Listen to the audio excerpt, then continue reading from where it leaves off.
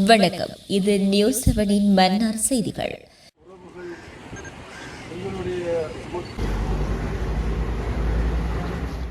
இறுதிப்போரில் உயிர் நீத்த உறவுகளை நினைவு கூறும் முள்ளிவாய்க்கால் 15வது ஆண்டு நினைவேந்தல் நிகழ்வு இன்றைய தினம் சனிக்கிழமை வடக்கு கிழக்கு பகுதிகளில் நினைவு கூறப்பட்டு வருகிறது. அதன் அடிப்படையில் மன்னாரில் இன்றைய தினம் சனிக்கிழமை காலை 9 மணியளவில் தமிழரசுக் கட்சியின் மன்னார் கிளையின் ஏற்பாட்டில் முள்ளிவாய்க்கால் நினைவேந்தல் நிகழ்வு இடம்பெற்றது. தமிழரசுக் கட்சியின் மன்னார் கிளை தலைவரும் நாடாளுமன்ற உறுப்பினருமான சார்ல்ஸ் நிர்மலநாதன் தலைமையில் மன்னார் நகர் பகுதியில் உள்ள தந்தை செல்வா சிலை பகுதியில் நினைவேந்தல் நிகழ்வு இடம்பெற்றது.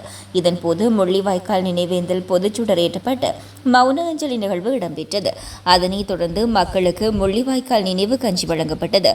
குறித்த நினைவேந்தல் நிகழ்வில் அரசியல் பிரதிநிதிகள், பொது அமைப்புகளின் பிரதிநிதிகள், சமூக செயற்பாட்டாளர்கள், பொதுமக்கள் என பலர் கலந்து கொண்டனர்.